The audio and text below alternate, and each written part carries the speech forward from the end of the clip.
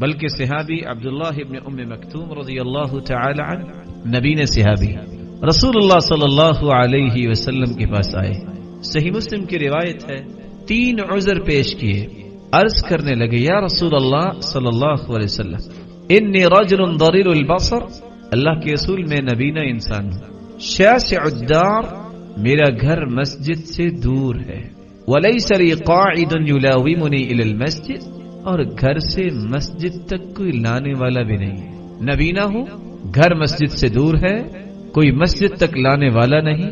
فہل تجد لی رخصہ ان اصلی فی بیتی، کیا میرے لیے اجازت نہیں کہ میں گھر میں نماز پڑھ لیا کروں؟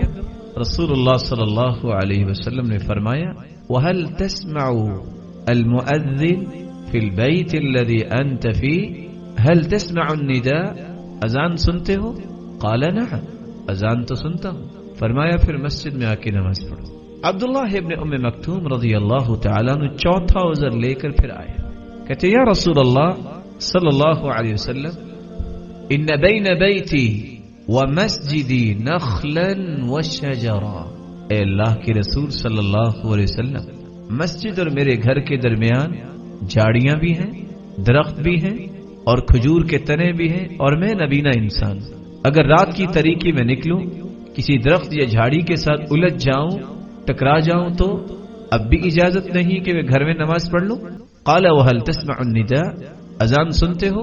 قال نعم، اذان تو سنتا ہوں.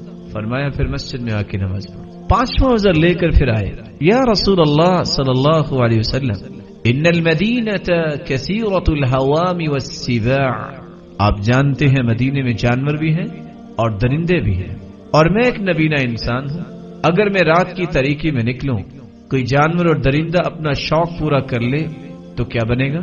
اجازت نہیں کہ میں گھر میں نماز پڑھ لوں؟ قال وهل تسمع المؤذن في البيت الذي انت فيه، جس گھر میں آپ رہ رہے ہیں کیا وہاں مؤذن کی آواز پہنچتی ہے؟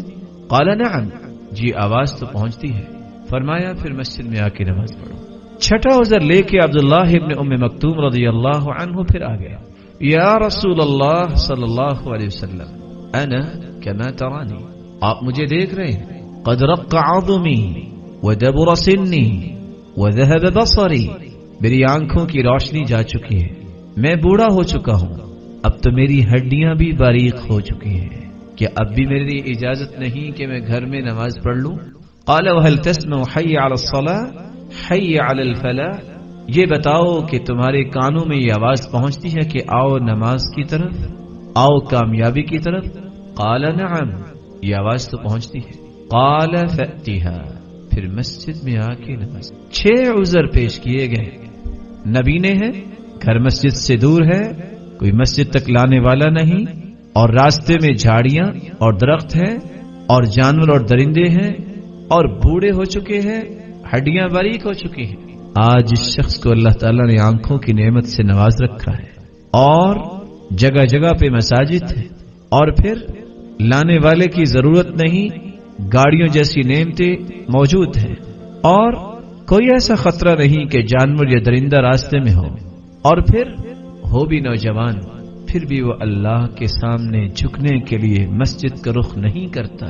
کل قیامت کے دن 7واں کون سا عذر پیش کرے گا کہ جس عذر کی بنیاد پہ وہ اللہ سے یہ التجا کر سکے کہ اللہ مجھے معاف کر دے.